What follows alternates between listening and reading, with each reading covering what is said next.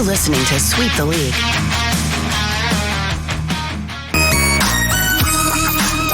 Hey, this is George Iceman Gervin, and you're listening to Sweep the League Radio.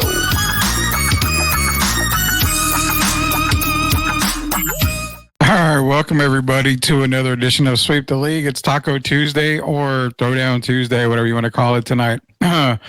But we're going to get into a lot of stuff tonight. We've got some NFL games that happened over the weekend, obviously. We'll get into a little bit of that. We're going to talk a little bit of NCAA football. Obviously, we had two passings in the sports world. Yesterday, Dikembe Mutombo as well as Pete Rose. We'll get into that a little bit as well. Spurs Media Day happened yesterday. We'll get into a little bit of Spurs talk. We'll get into some NBA talk. We'll basically cover everything that we can tonight. Give you guys some updates on some WNBA games that are the playoffs that are happening. Also, a little bit of update on the MLB. We just got a full boat tonight. Right now, it's just myself. We'll see if we'll be joined by Coach Gio and Derek Irvin here in just a little bit. But nonetheless, we're going to get into it here tonight again. Thanks, everybody, for watching the Mario Ellie show. That was on Friday night. We replayed it again, so we're going to replay that. We replayed it yesterday, I believe, so we're going to replay it again a few times for you guys out there in case you missed it. We have a special guest tomorrow as well. So tomorrow night, we're expecting to have Pete Babcock, who is a former general manager of the Los Angeles Clippers. He's also the former GM of the Denver Nuggets, as well as the Atlanta Hawks. He's going to be joining us tomorrow at 9:30.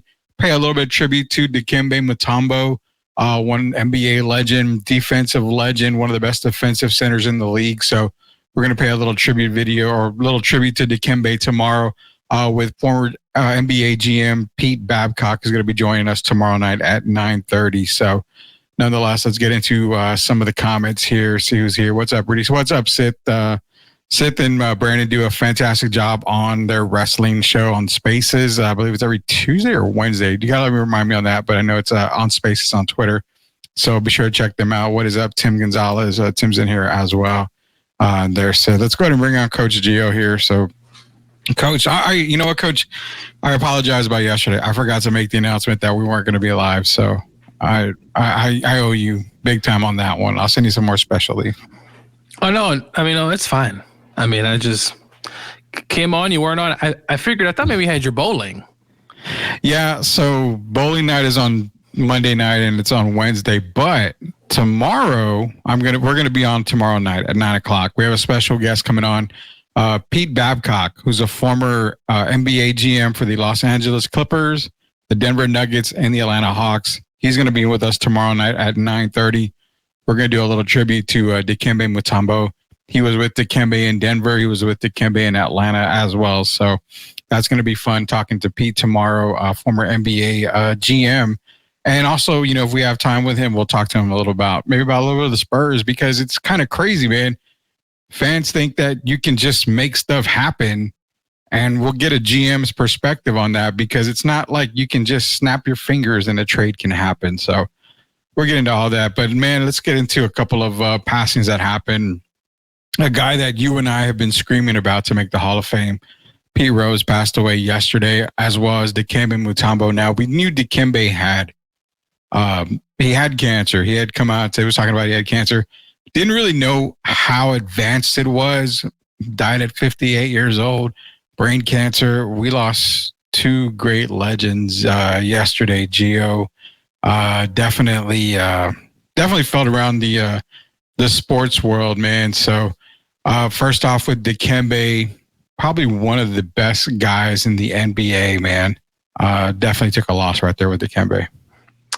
Tough news. You know, I did know Dikembe had brain cancer. I knew he wasn't doing the best, but, you know, you always hope for the best when you get that type of diagnosis. But Dikembe, one of the great people the NBA has ever seen, a global ambassador, someone who, wherever he went, you kind of knew he was there. You know, out of all the Georgetown centers, really, he was probably the most colorful of them all, right? I mean, it was, sometimes I didn't always understand what he was saying when I was younger, but you knew it was coming from a great place. Yeah. And talk about defense. I mean, wasn't the greatest offensive player, but he honed his craft and was a defensive player of the year 4 times in his career. All-Star, all that good stuff, and Hall of Famer, and just someone that the NBA is truly going to miss. We've been seeing some ambassadors of the NBA pass away over this past year already. So Dikembe Mutombo, it was a tough one. He would truly be missed. And I'll always remember this, Rudy. The finger wag. Yeah, you always got to remember the finger wag with Dikembe. We're also joined by Hall of Famer Derek Gervin, a couple of weeks away from being inducted into UTSA's Hall of Fame. Again, made the announcement earlier, Derek. Tomorrow we have Pete Babcock tomorrow, former GM for the Clippers, the Nuggets, and the Atlanta Hawks. Now, the thing with Pete is that he was with Dikembe, so we're going to talk to him.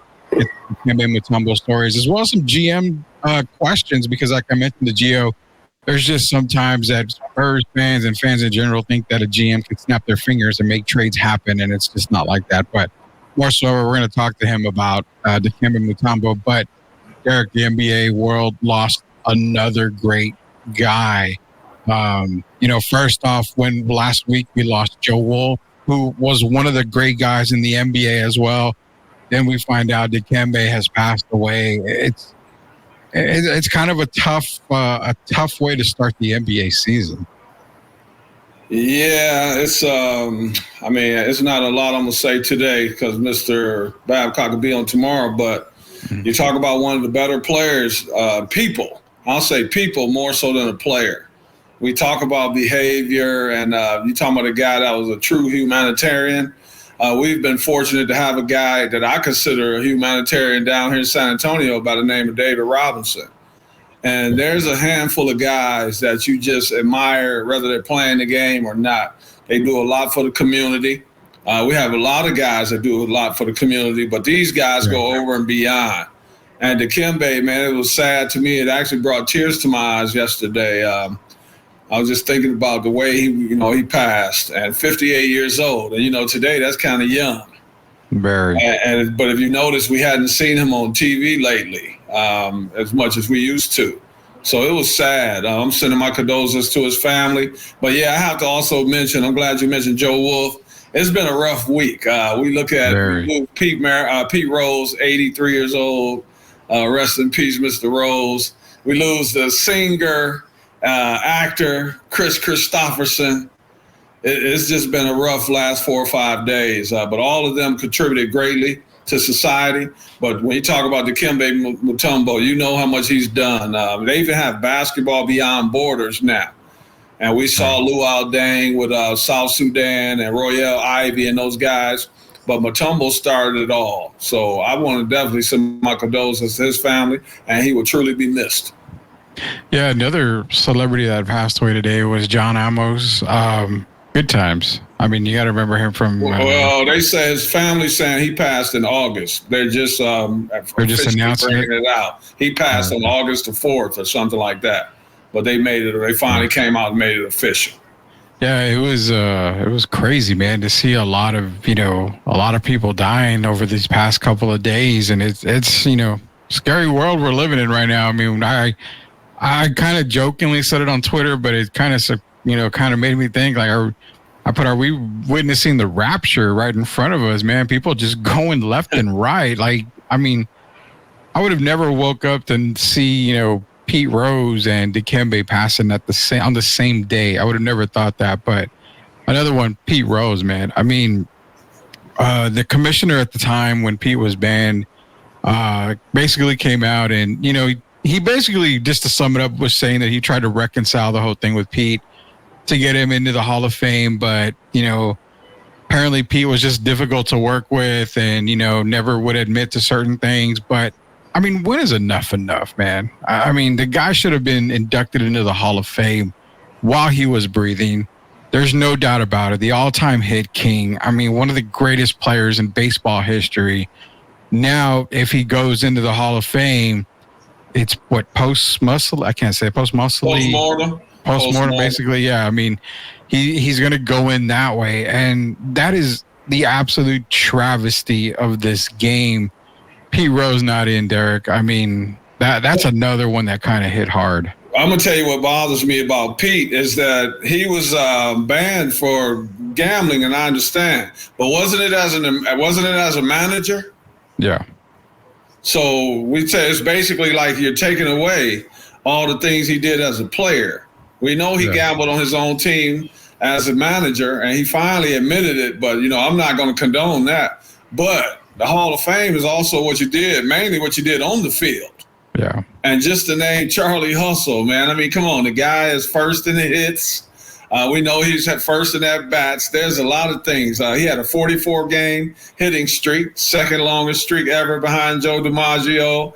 And, he did a lot for the game. And when you're known as Charlie Hustle, what other name do you know? I think my brother's name is great, the Iceman, but come on. when you name a guy Charlie Hustle, that means it wasn't even about his talent. It was just about how hard he played. Kind of like people love Russell Westbrook. Yeah. They give it all. They leave it all on the field. They leave it all on the floor. And I have to say a good thing, though, Rudy. He lived a long, good life, 83 years old.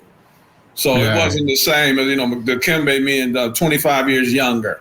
But no one will ever forget Pete Rose, and I think it's time for him to go in the Hall of Fame. I hate that it's coming post-mortem, like you said, but I think he deserves to be in the Hall of Fame. I mean, come on. 100%. Gio.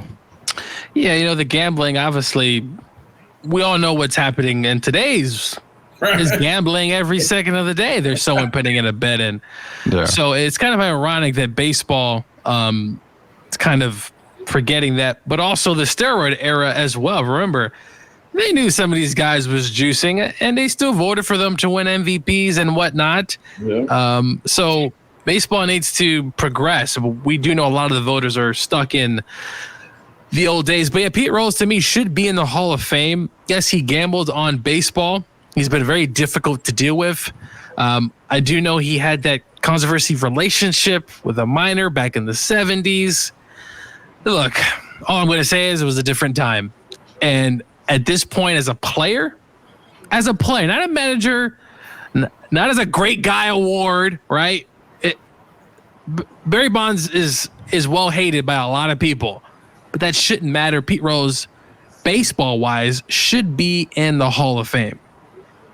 Yeah, he should be. I mean, based off of his accomplishments on the field, he should be. Now, it is said that he admitted to betting on baseball, but he never admitted to betting on his own team, though. He did say that. He goes, I never bet on a game that I managed or my own team. Just the fact that he admitted he betted. So I don't care which team he bet on. I don't care if he bet on the Tigers. Hell, he bet. But as a player, I mean, look, Will Chamberlain was a womanizer, right? Talking about the 20,000 women and all that. Jack Johnson wasn't the greatest guy. Alex Rodriguez, Barry Bonds. We can go on and on. There's a lot of guys that they weren't the greatest guy. Draymond Green is not the most behaved guy. But you can't, you have to go by their merits, by what they did on the field. And if you just watch Pete, who doesn't get excited, man? When they watch him run into a home plate with his head down, he's diving in there. Yeah. I mean, he just went over and beyond for his team. And if you look at the team he had some great players on that team. But what made him stand out was that he showed up every single night. The man played 96% of his games over the course of his career. And we know what he did as a player. He should be in the Hall of Fame. It's time to bury all that old stuff. Luckily, the Reds were able to give him a statue, right? He came back there, I think, for All-Star Weekend. I don't know what year it was, but at least he got a statue, and he got some other things as well by the Reds. But look, he needs to be in the Hall of Fame, and we've talked about other guys. Barry needs to be in the Hall of Fame. So many others. Whatever you think of Alex Rodriguez, the man should be in the Hall of Fame. In the Hall of Fame, first ballot. He's a Hall of Famer. Yeah, he's not a great guy. He's done this and that. He used the juice, but so did allegedly Big Papi, and he's in the Hall of Fame. So, whatever. It is whatever, man. I mean, Pete needs to be in. I don't care. Pete, Barry, A-Rod. I mean, these guys have all had major accomplishments in the game of baseball. I don't care. You know what? No matter, we said it, no matter if you did juice, you still got to hit the damn ball. But even in Barry's case, they would hardly ever pitch to the guy. So, I mean, Even if you're on juice, Barry, who cares? They never pitched you. You were the most walked batter in baseball history. They were scared to pitch in court, though. Don't they say you have to be able to prove beyond a reasonable doubt? Exactly. So they just them going by saying that they think these guys juiced. Is that enough to keep them out of the Hall of Fame? There's so many guys. Mike Piazza allegedly used steroids. He's in the Hall of Fame. So many of these guys. Jeff Bagwell. Yeah. Come on. Yeah. I mean, bees, you right. Pudge Rodriguez, another one who's been alleged. He played in Texas. Some of those guys at the time were using the juice too. So, and you let the guys in. So, are you not going to let them in, Derek? Or you are? If you let some of them, you got to let them all in. It just doesn't make any sense. It starts with Pete, though. I mean, he's the oldest out of all those guys. And, I mean, it starts with him. And then you filter down to the rest of the guys. But, I mean, hell, man, if you look at Pete, you go down the list of his accomplishments. First in this, first in that, first in this, second in this. The guy did it all. And he was exciting to watch. You see how excited people are to watch Caitlin today? Yeah. Weren't they that excited to watch Pete Rose? Who wasn't excited? They talk about Caitlin, Michael Jordan, and these guys. Who didn't want to watch Pete Rose play? And he wasn't the best player on the team. You got Johnny Bench and Joe Morgan and all these guys, Tony Perez. Yeah. But who was the guy that kept everything together that you knew was going to give 100% effort every night, no matter how tired they were? And that was Pete Rose. Yeah, everybody went to go see Pete Rose. And that's another reason why, he may not be in the Hall of Fame, he may not be in the Hall of Fame officially, but everybody who knows sports, you don't just have to know baseball. Everybody that knows sports knows that the guy is a Hall of Famer. I mean, stats don't lie. The all-time hit king, all-time at-bats king. I mean, Derek, you named a lot more accomplishments. There's no reason why he shouldn't be in the Hall of Fame. So, like I called the NCAA football, committee cowards. I'm calling MLB cowards again because these cowards need to put this guy in the Hall of Fame. Barry will get in eventually, I feel. Once these, old fossils decide. Well, once these old fossils decide to. Yeah, I'm saying, don't wait till the man passes, man. Let these guys. Yeah, that's the only thing bothers me. It's not the same effect. You think it's the same effect for Pete's family? No, they wouldn't even let the guy go see his own son play. I mean, come on, man. That's just ridiculous. That's going over and beyond just doing the wrong thing. And they need to rectify that and that man needs to be in the Hall of Fame. He needs to be in by the time we get off this show tonight. I mean, listen, what's worse, using steroids or gambling? I mean, right? The gambling part needs to just go away because, like you said, now I can go to my phone and put a gamble. I can gamble. You have players that are gambling at halftime. Players have gambled in the NFL. Baseball, I know there are. Gio, what's the rule now? You're not supposed to do it on the grounds, right? So if you're at the stadium, you're not supposed to gamble. But if you walk right outside the stadium, then you can gamble. Do you guys remember there was a situation like that last season? Yeah. A guy got in trouble because he bet while he was on the grounds, but they said if he was outside away from the grounds and bet, then it was okay. I mean, how dumb is that? Yeah, that's what I'm saying. With technology and everything, I mean, you got Reggie Bush that got his Heisman back because now with NIL and everything, it just rewrote everything. Well, I want to wish those guys well. They parent their families well, man. I think we lost some great ones, and that includes Joe Wolf. And I know you're a Tar Heel fan. You got it on your hat today. And I was a fan of Joe and that team back then.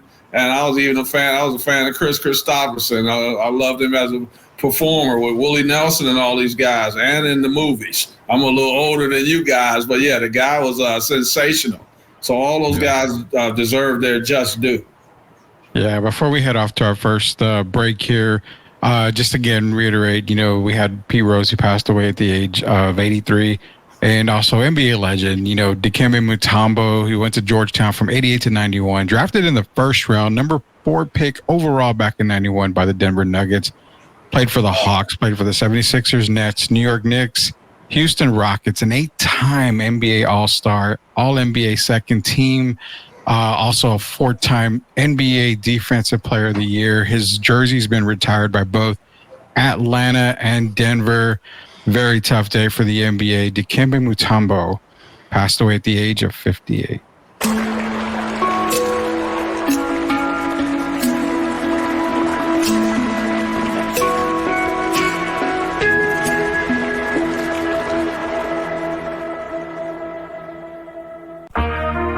Yeah, this for the family. Loyalty, respect, honor. You know what it is. STL music. Let's get it. We the ones never folded on ourselves, no bluffing. Legacy we building, man, this ain't up for discussion. They wanted us to quit, but we dug in deep. Motivated to the fullest, dreams ain't meant for sleep. On the grind 24/7, no time for rest. We making moves, calculated like a master chess. Love and respect, check. All right, welcome back to Sweep the League. This is Rudy Campos Jr., Coach Gio, Hall of Famer Derek Gervin. Join you tonight. Tomorrow, we will have Pete Babcock, former NBA GM for the Clippers, the Nuggets, and the Atlanta Hawks. He was with Dikembe in Denver and Atlanta. So he was actually he was the guy that brought Dikembe over to Atlanta, helped rebuild there, hired Letty Wilkins at the time. It just was a great fit in Atlanta for Dikembe and Pete Babcock. We're going to have Pete Babcock tomorrow at 9:30 p.m. here on Sweep the League. So we will be live tomorrow at 9 o'clock. Normally we're not live on Wednesdays, but we will be tomorrow. Be sure to tune into that for our remembering of Dikembe Mutombo tomorrow with Pete Babcock. So nonetheless, we had a massive amount of football this weekend. I would like to start in the NCAA, obviously. I mean, Gio probably doesn't want us to start in the NCAA because of one. I have no problem, really. I mean, these games don't hurt my emotions. I mean, they come, they go, and you do it next games. week. They're not playoff games. Just and Gio, your team was the way they lost, though. I mean, they came. We'll talk about it, but I think a lot higher of Georgia than I did a few weeks ago. I will say I agree with that 100%. You know, you had BYU beating Baylor, Michigan beating Minnesota, and then that Michigan-Minnesota game was really relatively close. I mean, 27-24. I don't know how much we're buying into Michigan right now, but still, I mean, they are the 12th team in the land, so we're going to give them the benefit of the doubt. Kansas State with the Snyder upset over Oklahoma State, 42-30. And, you know, Avery Johnson's got to start – he's got to be starting to be talked about somewhere in that top 5, top 6 Heisman race. I mean, he's putting up some really good numbers for Kansas State. Kentucky with the upset over Ole Miss. We kind of saw that coming. Gio has mentioned it a whole lot. You saw them almost upset Georgia. I saw that team up close. A lot of people were laughing, giggling. Some people on this show probably was too. And I said, listen, we're laughing at Kentucky? No, laughing that Georgia beat Kentucky only by 1 point. Oh, yeah. Right. And there are a lot of things going into that. But I saw that team. I said, that's a really good defense, a real physical defense. Yeah. And what they did to Ole Miss was just a defensive-minded, one of those old-school SEC games. Mm-hmm. Mark Stoops had the defense, had just enough offense. And Kentucky, really, does Texas play Kentucky? I can find out, but I think they do. Should be an interesting game. Kentucky can't score points, so that's going to be a problem, obviously. But kudos to Mark Stoops and the boys came ready to play, and they hurt Ole Miss, a team. But you know who I blame on this, though, Derek? The scheduling. They didn't play anybody. They've been playing a bunch of cakewalks. I think your first SEC game is against a team that's high on defense.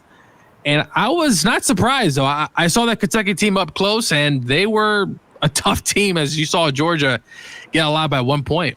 Kentucky does come to Texas on November 23rd. That's a tough game, man. Don't you think, Rudy? Because Texas didn't look great. I mean, they look like they can be beat. Yeah, I mean, Texas is, they were up 14-6 at half, 21-6 after 3. They really didn't run away with the game. Mississippi State, I mean, one of the lower end SEC teams. I figured Texas would have won by a lot more. Didn't Mississippi State get blown out by a smaller school just 2 weeks ago already? I don't think it was Akron. It was another small school that just put the whooping on them. So Mississippi State, Toledo. There you go. Toledo went through them. It was a quick game. I mean, it was like Mississippi State didn't show up, but these games, you're going to get the best possible potentially from these lower tier schools. We saw Vanderbilt give Missouri all they could handle. Yeah. Vanderbilt's playing Alabama this week, but I don't really see much going to be happening there. Georgia plays Auburn, so that's going to be a big game. But yeah, a good week of football. Don't forget, one of my teams went down. The Utes. Yeah, Utah. You know, I saw some of that game. What is up with Cam Rising, Derek? It's strange. Man. Well, he didn't play. He's been hurt for a little bit. Yeah, even he played. They seen him. His attitude. A lot of people are not thrilled about this injury, real injury, fake injury, whatever the case may be. He has, and they paid him a lot of money, Derek. A lot of money. Maybe not as much as he thought he was getting. But Utah looked disappointed against Arizona, a team that had a tough loss against Kansas State a few weeks ago. Came in and won. Yeah.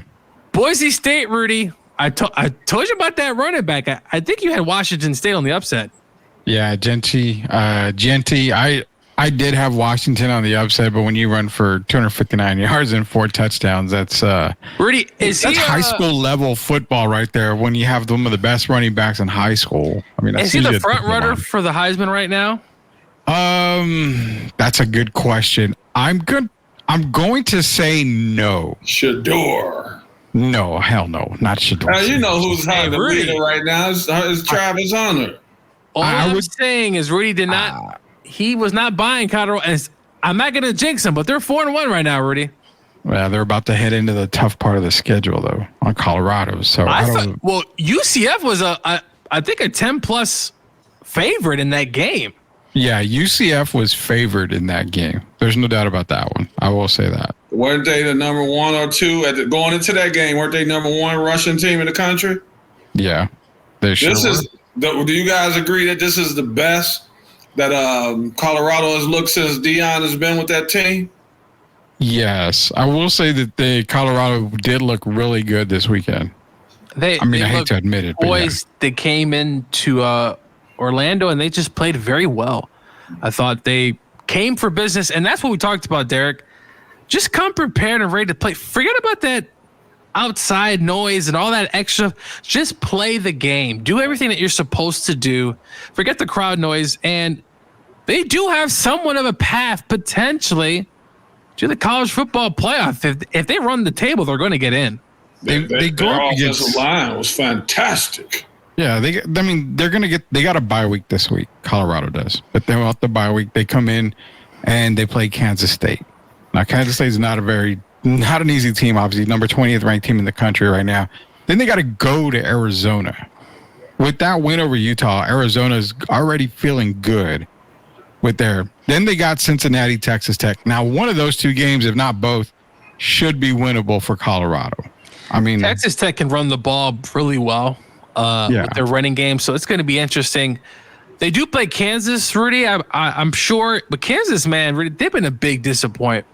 They're kind of the what ifs of the Big 12 right now, because you can see a Kansas team that can come in and just dominate, or you can see a Kansas team that's just coming in and struggling. But they end the season with Utah, Kansas, Oklahoma State. So that already is a tough schedule. Out of the next 2, 4, 6, 8 games, I mean, there's potentially 5 losses in there, easily 5 losses. So that would put them at 7 wins. Obviously gets them into a bowl game, but I don't know. They would really have to. They would probably have to go 6-2 on that stretch to maybe get into the college football playoffs.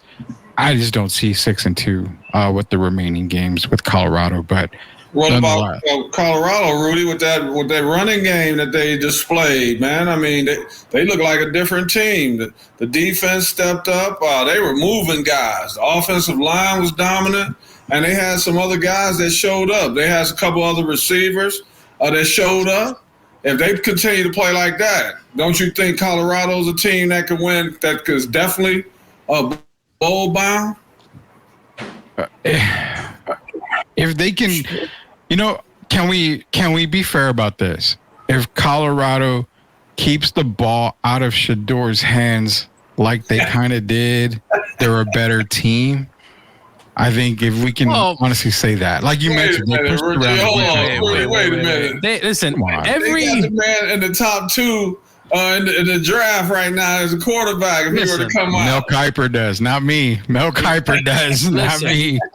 You gotta run the. Listen, any running game, Derek would agree, is a best friend to a quarterback. If he could run the ball, limit as much dropbacks as possible, that's going to help Shador tremendously, and that's what they did. If they can continue that, going into the bye, get some more confidence, just worry about what you got to do. Sure, they got some tough games, but I think they're better than what Rudy definitely thought going in. And let's not forget, Rudy, how did your boys lose to Duke being up by 20? Can we stop with that? What was that about? Tim, where you at, Tim? Well, Tim was here earlier. Tim's in here. Hey, wait, quick shout out. What? Okay, Tim's right. I did say you Duke did give him 4 wins. 4 wins. They're playing very well. But shout out to Indiana. I was at the game last week. Yeah. And beat Maryland. Rough early start for Curtis Rourke through 2 picks. But Indiana was able to just continue to claw, continue to score points, and they're ranked and they're 5-0 for the first time since 1967. That is tremendous history. 7 years, damn. NCAA committee, I guess, read my tweet when I called them cowards and said rank Indiana. They put them all the way to 23. So they had an interesting game against Northwestern on the road. That's the type of game where if it's, I don't know, raining, whatever the case may be, but I think Indiana should take care of business. That Indiana-Michigan game, Derek, is just getting interesting by the week. As Indiana keeps winning, they do got to play Nebraska in a few weeks. That's going to be a tough matchup for... Rayola's playing. Michigan still has a lot of weaknesses. I told you I love my team, but I'm still not. I'm not bought in on them yet. I know they're in the top 12 right now, but I told you last week if they were to play anytime soon, I would have Indiana winning that game, especially if they were playing Indiana. If they're in the big house, I give Michigan a chance, but I don't think Michigan is anywhere near as good as they were last year. No, definitely not. And the thing with I guess let me ask this before we go into a couple more college football games here. If Indiana's still undefeated going into Michigan and they beat Michigan, how far do they jump on the rankings? I mean, if Michigan is sitting at 12 still after, during that game. Penn State. I mean, do they go into the top 15? I would say so. Obviously, they still have Nebraska, but if they run the table and get to Michigan, I mean, they got to be top 15, I would believe. Or higher, Gio. A lot of other teams are going backwards. That's true, right? So this next month or two is going to see a whole lot. Who's going to come up? Penn State's got a tough matchup this week, Rudy. So we're going to see some of these teams and what they're made of. But man, we're in the heart of Big Ten football, and it's going to be a fun next few months just to kind of see. But regardless of what happens with Indiana, they're going to make a bowl game, and that's what the plan was, is to get this program back. Once upon a time, guys, they had Michael Penix was in the building. Yeah, that's why I first knew Michael Penix. He was in the building and had a tremendous year. Unfortunately, it was a COVID year. They went 6-2. They beat Penn State and Michigan, lost to Ohio State by just a little. So they had Penix. He had some injury problems and ended up transferring. But Michael Penix was here. He was in the building, and then Indiana hit some tough patches. But now I just hope Kurt Segnay doesn't leave after 1 year, because there's going to be some people calling Kirk Cignetti, Rudy. Whoa. Maybe you're North Carolina Tar Heels. Oh, Max. Yeah, Max is done after this year. He's not coming back. Whatever's left of Mac, because I'm not even sure where he's at right now. Mac's got to retire, man. There's no way he sticks around till next year. But, I mean, you're talking about probably North Carolina is going to be available. Florida State, Mike Norvell may have just saved his job with DJ being injured because DJ is just terrible. So we'll see how that goes. But that could be up for a coaching vacancy. Florida, it could be up for a coaching vacancy. I mean, just the loss to Kentucky, does that hit the nail? Do you see Lane Kiffin definitely going to Florida? Because I'm getting a gut feeling is he's probably going to be going to Florida. So Lane Kiffin is waiting for that next tier job to open up. Florida State. You know, someone like that, if that opens up, then yeah, you probably see Lane go one of those directions. But that opens up for, you know, for Kurt. That opens it up for even possibly a Jeff Traylor. I mean, Jeff going to an Ole Miss team if they lose Lane Kiffin. Also, Oklahoma's another team, Rudy, where I could see potentially either they get rid of him this year or next year, which is I forgot his name, but I think Oklahoma could be another team where we're saying, you know what, we're not going to waste time. We're getting a new coach. Could be, but Oklahoma's not doing bad. That's the tough part. Yeah, but Rudy, there's expectations, and Tennessee was a golden opportunity, and I'm not saying Tennessee's not good, but they had so many chances in that game, and they just blew it. I'll say that. I can understand that right there. Now, this is kind of an up in the air kind of question, and it's kind of way out of left field, but one job I think could be coming up that could be very lucrative in a way, Michigan State.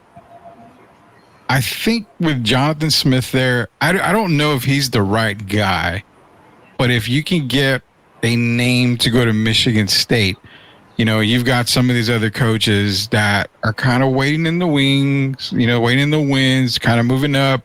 Like we mentioned a Trailer. Some of these coaches that are, you know, not Power 5 guys, they would possibly pay a good amount for some of these younger coaches to come up. And I don't know, that's one job I'm kind of keeping my eye on because it gets you into the Big Ten. You can bring Michigan State back. You know, there's a lot of stuff that factors in. I don't know. That's just a job that I have circled that could possibly, you know, be, you know, have your eyes on, basically, is what I'm thinking. Trailer fits there, Rudy. That's kind of, I'm trying to say it without saying it, you know. I don't think I think Lane Kiffin is more interested in Florida Gators.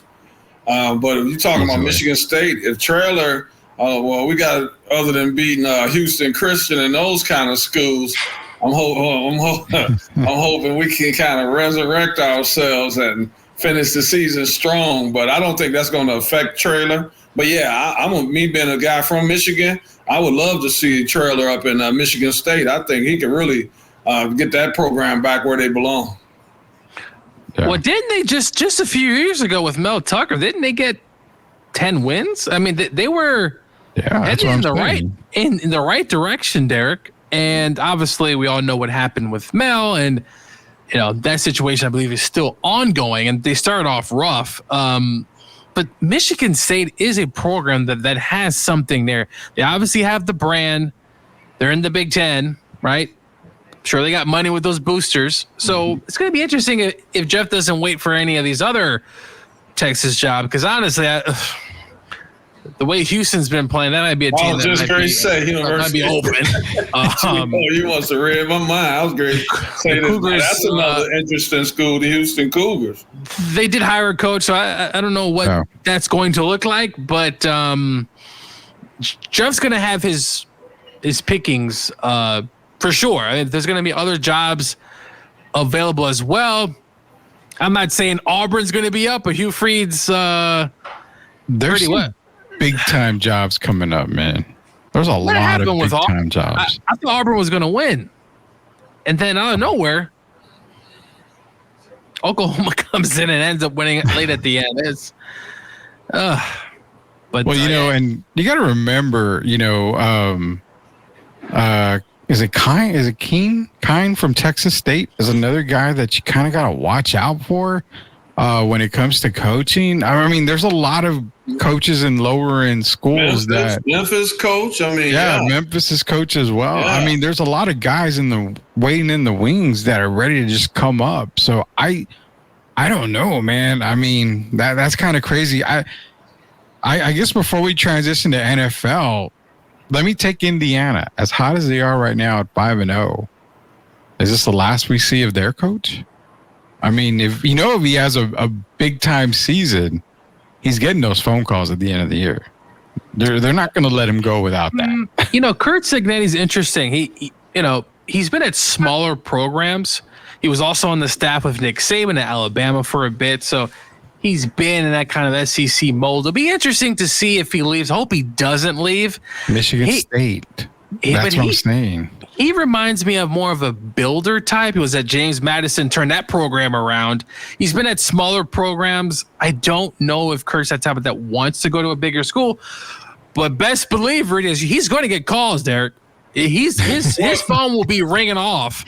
It's already ringing. What would happen if, say, LSU were to fall off as the season goes on? Yeah, Don't you think some guys would be interested in that LSU? That's a job that everybody's usually interested in. I know that I like Mr. Kelly, man, but I still can't get over the hiccups at Notre Dame, and then even early in this season. But that would be a job that seems like a lot of people would be interested in. Who doesn't want to go to LSU? Really hoping that Kurt doesn't leave just after 1 year, because I think it would set the program back a bit. But they have the money, they have the stadium, they got the stuff there. It's kind of a sleeping giant there, Rudy. I mean, we all know it's a basketball town, though. Yeah, their basketball hasn't been that good either lately. So I would hate to see him go, but for a 1 year, if they win 7-8 games, I mean, that would be a huge success. Orgeron didn't think he was. Ed, listen, Ed got lucky. He got real lucky with Mr. One Joe Burrow. Yeah. Oh, yeah. Yeah. There's no doubt about that. Yeah. The thing, too, is, like I'm saying, there's so many top schools that are going to need coaches at the end of the year. How about Pete Carroll? Hey, Pete Carroll. I mean, how about does Pete get back into it? I mean, I could definitely see. Didn't he say he wanted to coach again? Yeah, he did. I could see him. He's more of a, to me, as great as he was in the NFL, to me, he's still more of a college coach. Right? He has that kind of young spirit in him. And with a program that's maybe on the cusp there, maybe 2 or 3 years for Pete, I wouldn't see why not. He looks good. I think I saw a picture of him the other day. I mean, I know he's itching to get back. I don't think NFL's for him, though college obviously has changed since the last time he's been there. But I would love to see Pete and maybe Jeff Fisher, Rudy. Hey, well, I don't know about Jeff Fisher, dude. Give me a break. Hey, Gio, Rudy, before we move to the NFL, one question for both of you guys. What's up? If they were to suit up Saturday, Texas versus Alabama, who's the best team right now? Oh, you had to put that on me. From what I saw last week and what I've seen Texas not with their quarterback, he's been hurt, he's been out, whatever the case may be, I'm going to give the slight edge to Alabama. Though Alabama's defense, it was a weird game at Georgia. It was just, it was Alabama came out, Derek, just swinging. Haymakers.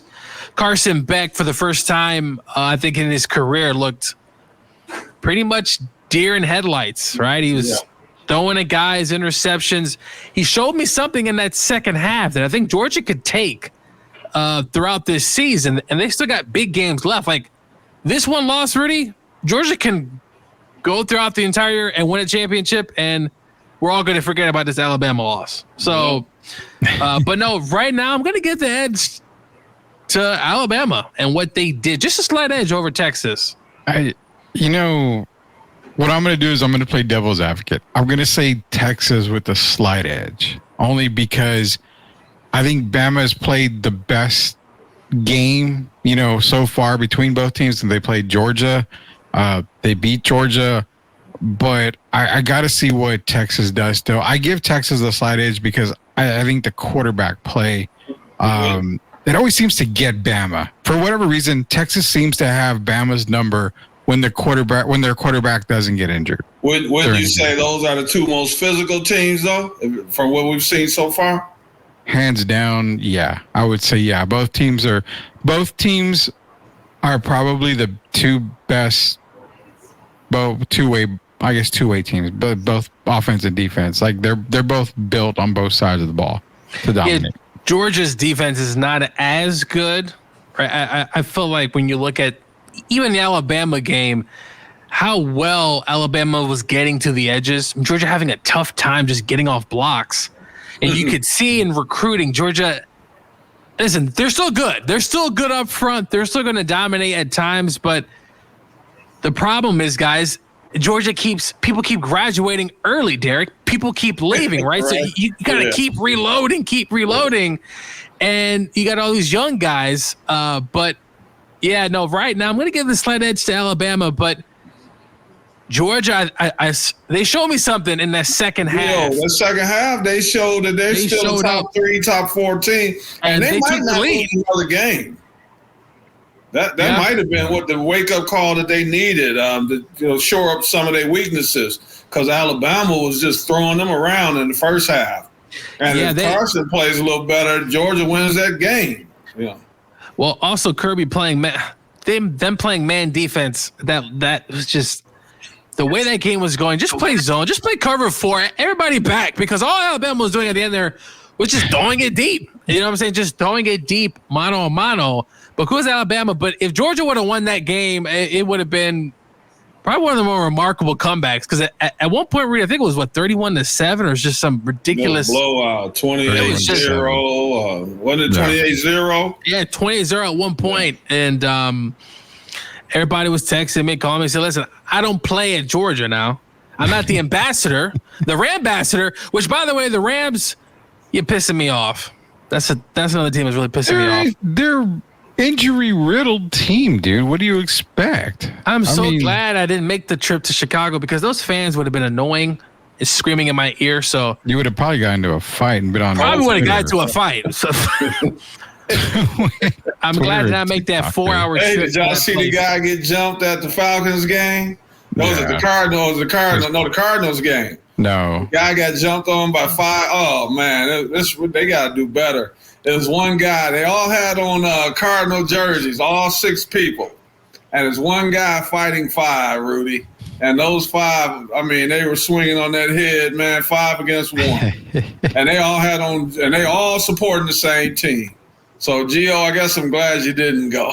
Yeah, that game. Rudy, what happened to your Jets pick, man? I still say they're gonna be 4-2 after 6 games. Yeah, Aaron just needs to close his mouth. Aaron looked like he's trying to get the coach fired already. I don't like that. How do you pronounce his name? Saleh? How do you pronounce his name? Robert Saleh. Saleh. Yeah. It looks like Aaron doesn't like the guy. You can tell already. And when he pushed him, even though he acted like it was no big deal, I thought that right there set the tone for what the rest of the season is going to be. And Aaron's looking over like a diva again, sitting over there on the bench, look like he wants to be by himself. And I still say they're going to be 4-2, but they got a lot of things they have to fix. He wants Bill Belichick. It was a weird game. Denver's defense, maybe we underestimated them in the pick-up, but they didn't have a good front.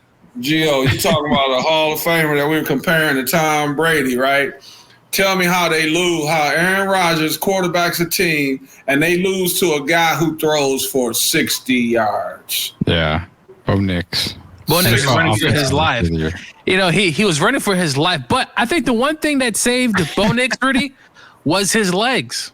Yeah. I think that was the difference in the game. Obviously, Aaron looks like he's 50 sometimes playing out there.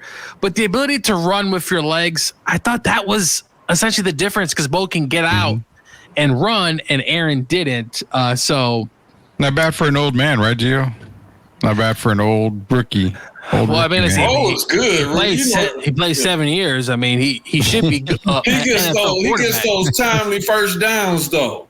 Yeah. When you think he got the offense shut down, and then if he can run and get that, he moves the chains, man. He's not the greatest quarterback as far as putting the ball in the end zone, but he does get those timely first downs, and you know sometimes that's what it comes down to is keeping the other team off the field.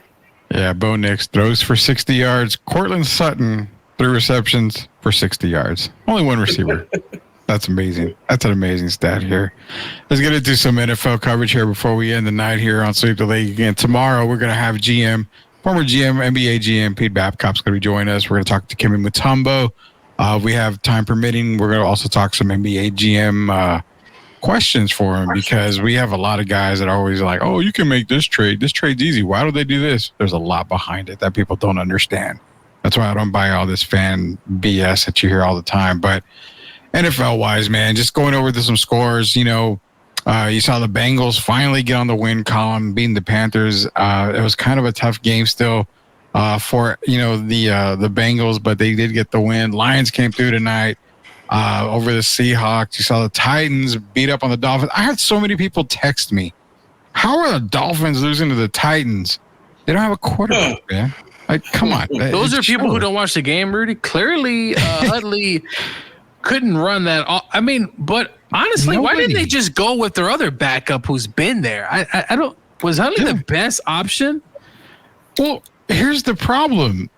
A week ago, I said, Trevor Lawrence, make a deal. Miami needs to be on the phone with Jacksonville. Hey, what do we have to get for Lawrence? Hell, they can bring Ryan Fitzpatrick back and do better. Bring somebody. Why didn't they try to trade for Carson Wentz? I thought Carson played well with the Rams at the end there for those last few games. Go get Carson Wentz, who can move. He can make throws. Now, it's possible the Chiefs, I think it was the Chiefs, said no, but it's like, why? Like, why are you putting this guy out there? And the thing about McDaniel's offense is it's very gimmicky, Rudy. It's a very kind of college, it looks like at times, and it was just a flat out disaster. Jeez, that was a terrible game to watch. Well, you mentioned. Did you guys see Tyreek with the arg? You know, I guess he was one off on one of the assistant coaches, one of the coaches. If I'm the Chiefs, I'm calling Miami, Derek. I'm calling them. Yeah, you want Tyreek back. You need Tyreek. He looks back, unhappy already. But what did he really expect? Because he was talking a lot of trash before the game. So what did he really expect without Tua? And did you see Tua over there acting like he was Tom Brady or Dan Marino while he was watching the action? Like, only if they had me in there. Man, so that's a funny team, man. I don't know. And then the coach looks like after he got paid, I won't say what the coach looks like, but he looks different. I'll just say that. He's been sipping a lot of those drinks on Miami Beach, Derek. That's what he looks like. A little bit more than just drinks. He looks. He's a drug lord. I heard someone say that. He looked real calm over there. That city will do that to you. But no, I think they just got to get a quarterback, and it sounds like Tua will be back eventually. So why would you want him back? I mean, the guy cannot slide properly. He goes head first, and when he's rushing. But they score. Doesn't know how to take plays. They score, but at what point do you say, bro, I don't want you to, Wait, but if they're telling him that, and he says, no, I still want to play, Rudy, what are you going to do as a coach? Okay. He still wants to play. They're going to play him. They don't, man, look, they don't, Rudy. The object is to win. Who gives you the best opportunity to win? I'm going to be honest, and I don't mean to sound harsh or cold about it. If he had 2 more concussions and he was cleared to play and he's their best option, they want you to play. They want you on the field. And I hate to say it like that, but it's the truth. It's a business. And he gives them the best opportunity to win.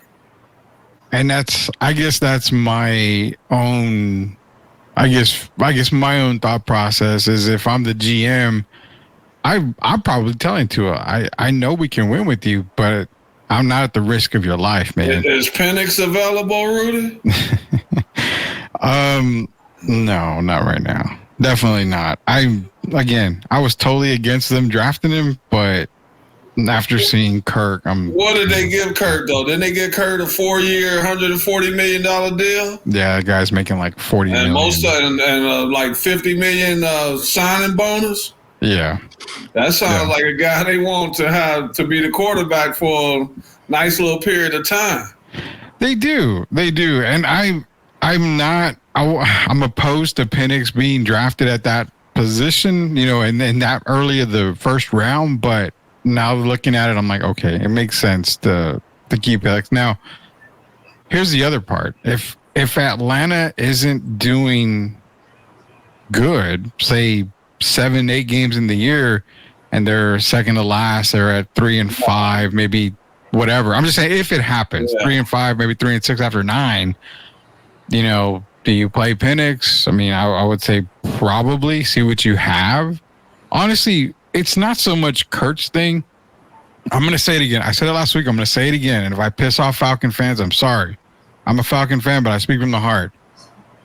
Bijan Robinson's not that guy. He's never going to be that guy. Just what you saw at Texas was college. In the NFL, Bijan Robinson is not that guy. Well, he's barely ran for 1,000 yards, I think, in his fourth full season. Yeah. I mean, the guy only had like 300 yards, I think, total for the NFL in the rushing this year. I mean, he's not going to get you 100 yards rushing. He's going to get you receiving, but even in the receiving column, it's not significant. He's a good player, but you talking about not that guy. So I don't want to change from that lineup, but I have to. Not that guy. Is Justin Fields that guy, and is Will Levis that guy? No and no. I think Justin gets it done, but he's not that guy. Will Levis, that's tough. Will lost his job, for his concussion or whatever. You kept making fun of his faces he was making. Yeah. Weird. Will Levis, Rudy, it kind of is something off with him. And I'm not saying he's using any type of drugs, mayo in the coffee. Remember that whole thing? It looks like he's taking way too much coffee because he's doing very sporadic, just like. Gio, you can't do that on camera, man. When you, I'm sorry though. It's something. I'm gonna leave it alone. But it's just something's a little bit off with him, and he's just making really bad decisions at quarterback. At some point, Rudy, you got to say, listen, you should have kept Malik. Just for just for competition. And they don't have a quarterback right now either. So Is that why? But looking at him now, is that why he was left in the draft room at the end of the first day when he swore he was going to be like maybe the first quarterback picked, and then he sat there the whole first round? Is that why? Because we look at him right now. Does he even look like he's really even a backup?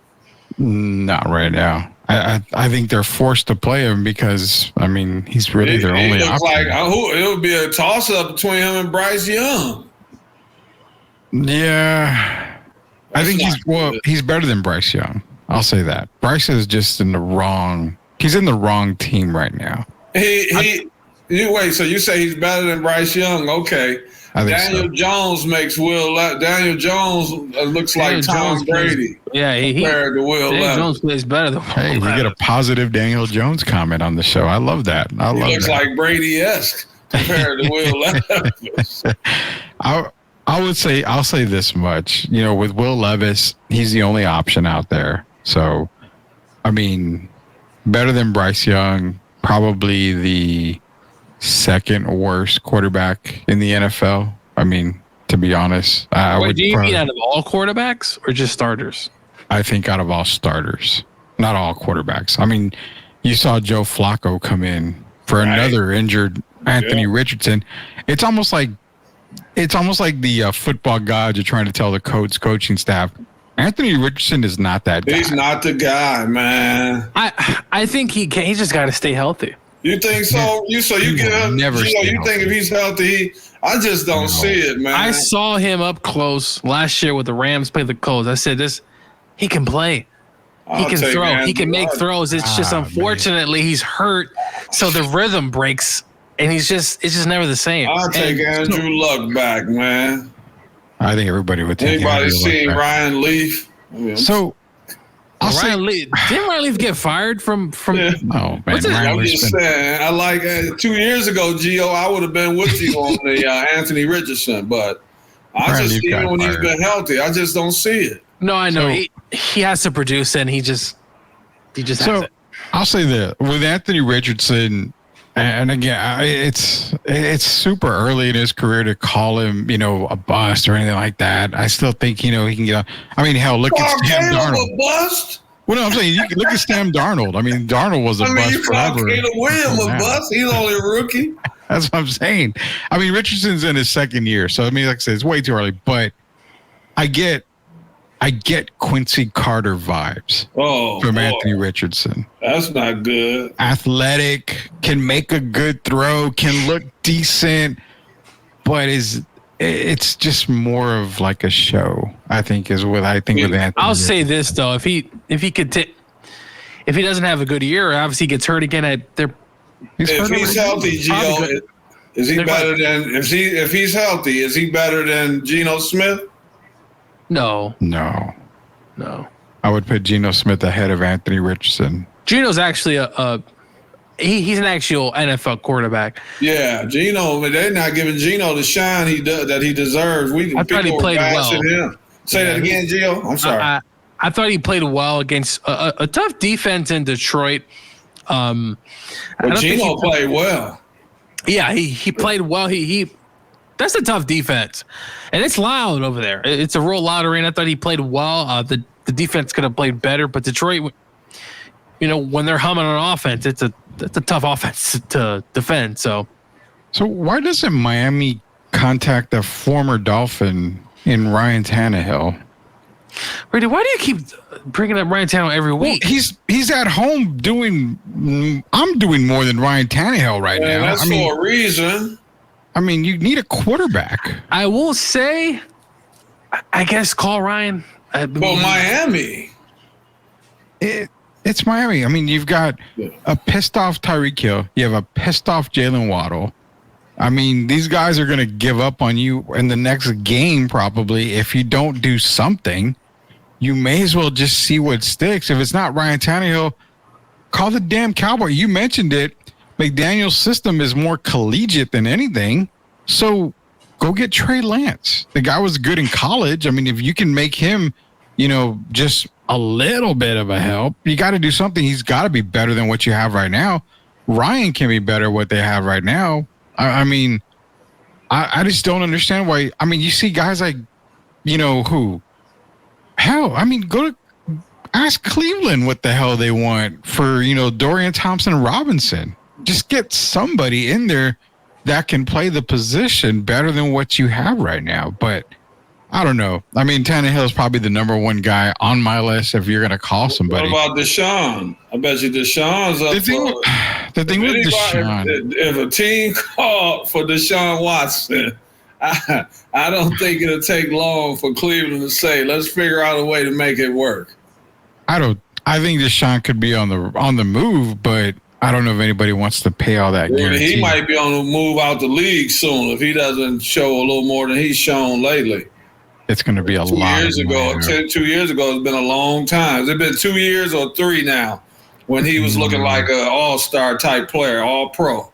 Like 3 years, I think. Yeah, so at some point, terrible. He's on his way out the league, man. Yeah, I'm with you, Gio. It doesn't look good. He can't. He's so disappointing. It's so hard to watch, too. It's terrible. One last NFL tidbit before we end the show here. Jaden Daniels, as hyped as he's doing, as great as he's doing, probably the NFL Offensive Rookie of the Year right now, going into week 4 or 5. I would say this about Jaden Daniels: great system. Dan Quinn always has the OC next to him to make his teams better. But I mentioned to Derek on the phone the other day, and I mentioned to a couple of people. They're like, oh my God, this guy, I'm seeing, young Jalen Hurts. I'm saying, hold up. And Derek didn't say that, but other people I've talked to did. I told Derek, and this is what I'm saying. He gives me the Cam Newton vibes. I want to know if he can, be better than Cam Newton. But right now, I get Cam Newton vibes out of Jaden Daniels. Cam Newton won an MVP. He got That's what I'm saying. Super Bowl. Yeah. I get the Cam Newton vibes, but I want to see if he progresses more than what Cam did, because all of a sudden Cam just took a nosedive and was just basically done. Well, he had injuries, and look, he got older, and that happens, and you lose your certain abilities. And he went to New England, didn't work out, but so far that kid Daniels, shout out to Cliff Kingsbury. He's doing a really good job on the offense. We talked about Cliff before the season. I thought that's the right type of guy. What do I always say, Rudy? You got to pair your quarterbacks with the right OC. With the right OC, or your head coach needs to be an offensive-minded coach. Yeah. Because when you look at the Bears and you see their head coach as a defensive guy, Yeah. and then he hired an offensive coordinator apparently who was terrible in Seattle. So, well, go figure. You can't say that, because he worked with Russell Wilson. He worked with Geno. You saw both of those guys succeed. So it's kind of unfair to say that he was bad in Seattle. I think Shane came at the beginning of Geno, if I'm not mistaken. And sure, it worked with Geno, but a lot of Seahawks fans that I've talked to, that he was terrible. So I'm going to leave it at that from a fan's perspective, which obviously could be one-sided. But Rudy, I don't know. It's just, you got to get a boy wonder offensive guy in there. And well, yeah, I get that. And, Derek, I wanted to ask you this because I started doing a little bit more video, and the more video and more film I watched, I thought, man, the ceiling for this kid is way better than Cam Newton. I don't know if this guy is better than Cam Newton, but I started to see a lot more Randall Cunningham in him. The ability to get away, to run, to get the ball downfield, the one pass to McLaurin last week was like, to me that had Cunningham vibes. To limit the hits already, because we see with these type of quarterbacks, you have to limit, you have to learn how to not get hit, right? And I think Lamar, for the most part, does a pretty good job at that. But we see other quarterbacks who Robert Griffin just didn't learn. Right, and what's another name? Tua Tagovailoa. Oh yeah, there's a lot of these guys who've come in and they just don't get it. You cannot. Obviously, if he gets sacked in the pocket, that's a different story. But you got to learn these things, and if he learns, look, Cam's rookie season. Go look at the stats, guys. It was remarkable. I mean, his first 3 or 4 games, he had over 300 or 400 yards passing. I mean, it was just ridiculous numbers. So if he's just as good or the same level as Cam. Cam lost his focus, though, Gio. Don't you think Cam was doing well? And then he started getting into the other parts of he had a fight. NFL, the way he dresses, all of that stuff became important to him. It kind of reminded me of when we talked about Colorado, just playing the game. And Cam looked like he got kind of distracted. You get a commercial or two, and it just didn't look like he had the same focus. And that's why I think teams have overlooked him the last few years. His mind was elsewhere. It wasn't on football like it was at the beginning of his career. Yeah, well, I think so. Also, Derek, Cam also got into a fight with some kids. It was just kind of last year, yeah. And then he had the issue with the reporter because she was talking about a football play and he was laughing.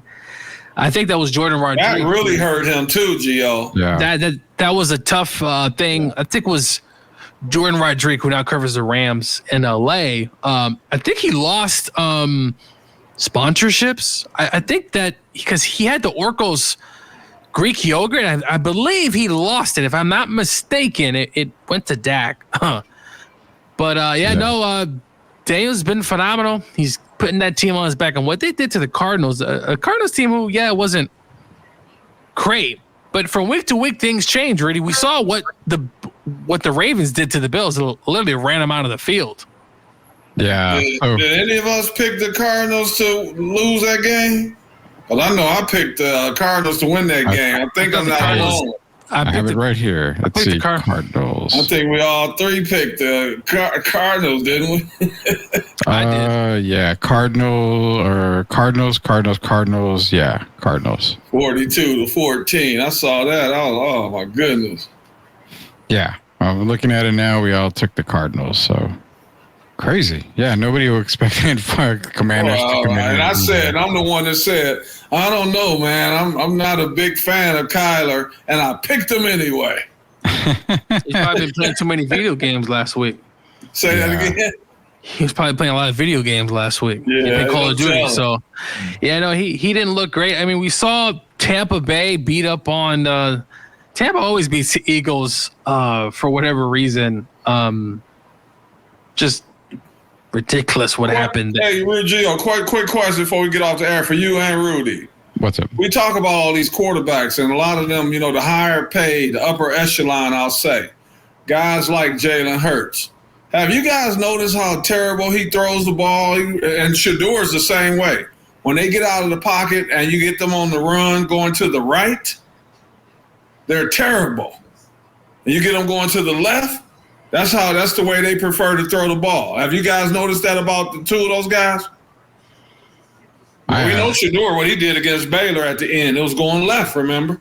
Yeah. Rolling out the pocket. But going right, he throws the ball 10 or 15 yards over the guys' heads, and Jalen Hurts is the same way.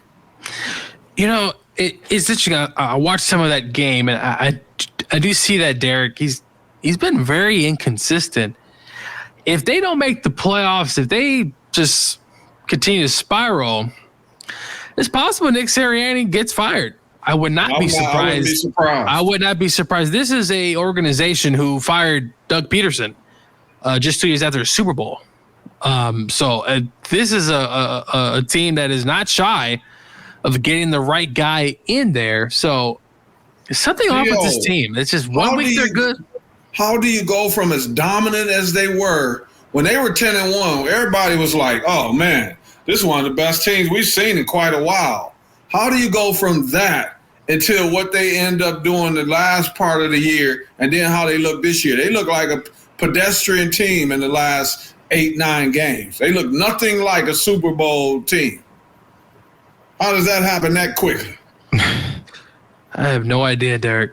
It's just after that stretch of games, they've been a disaster.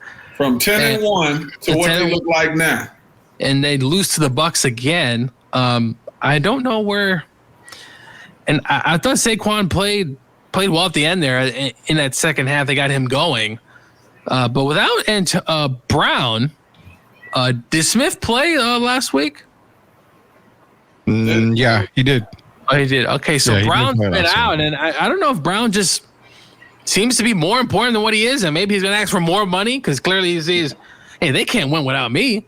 Jalen Hurts' agent. You remember that young female that Jalen Hurts has representing him? Oh, yeah. She was a genius, man, because that contract she got him, she was a genius, and he better be taking her to dinner every day.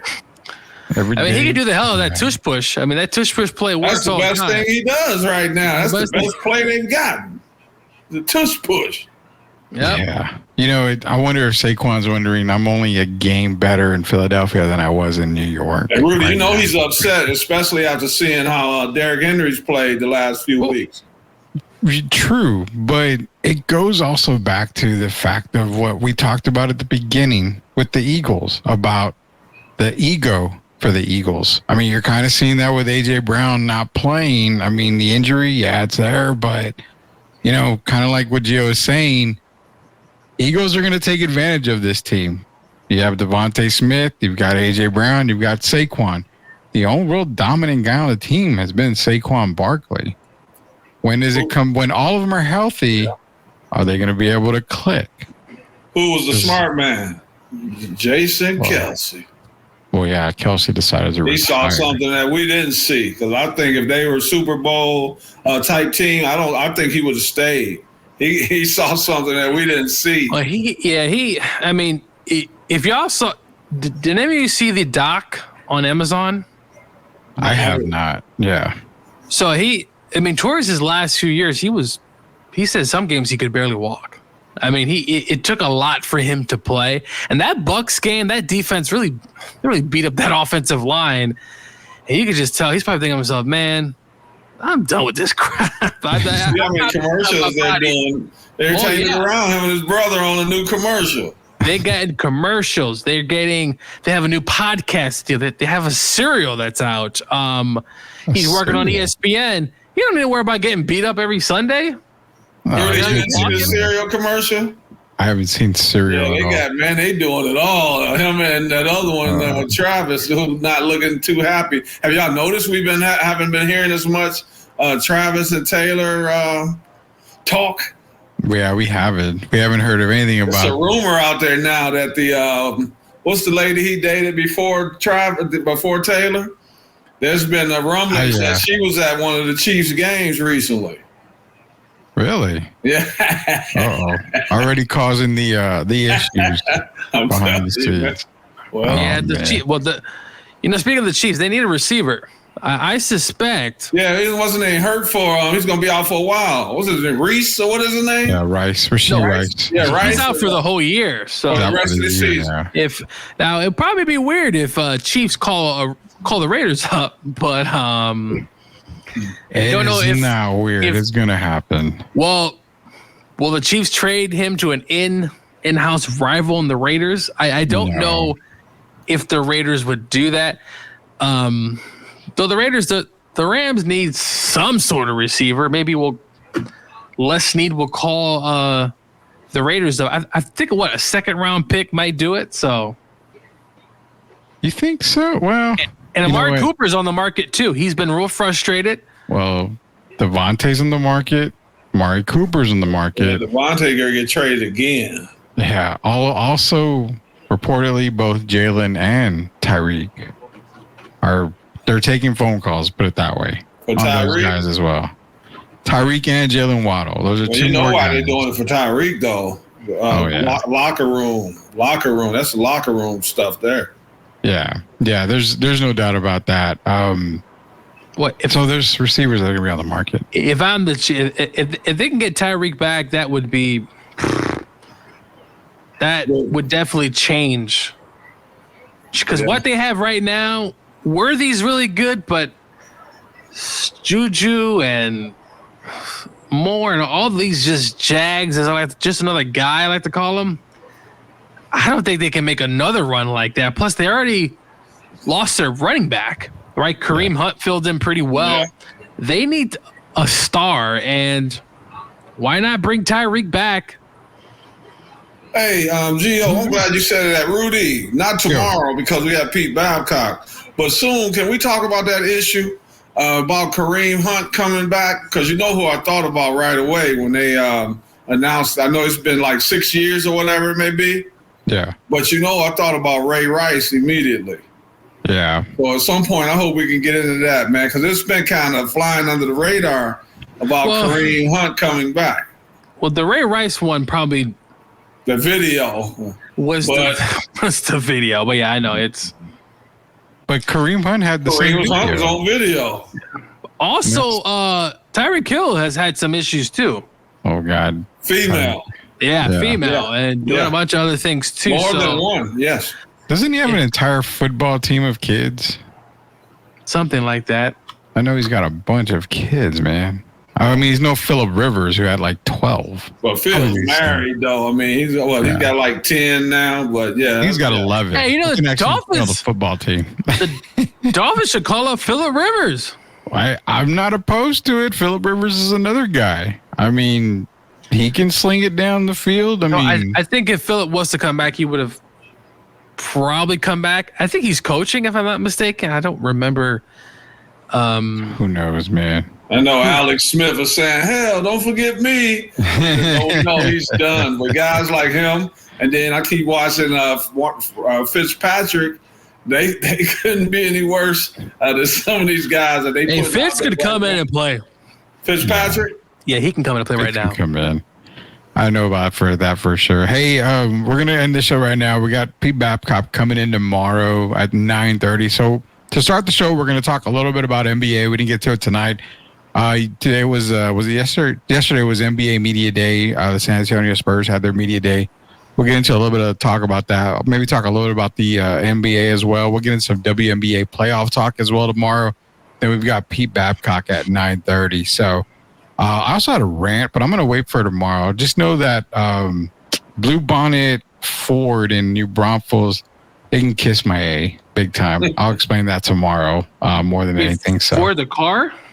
The dealership. You won't believe what they told me. So, yeah, I'm going to give a shout out to them with the middle finger tomorrow. There's no doubt about that. So, for Coach Gio, Hall of Famer Derek Gervin, Rudy Campos Jr., Pete Babcock tomorrow at 9:30. We'll get into some NBA talk. Also, Thursday, we'll do our NFL, NCAA previews. Then we'll get into Friday with our picks. So, for Coach Gio, for Hall of Famer Derek Gervin, Rudy Campos Jr., till we sweep the league again tomorrow. We'll see you later, everybody. Everybody have a good night.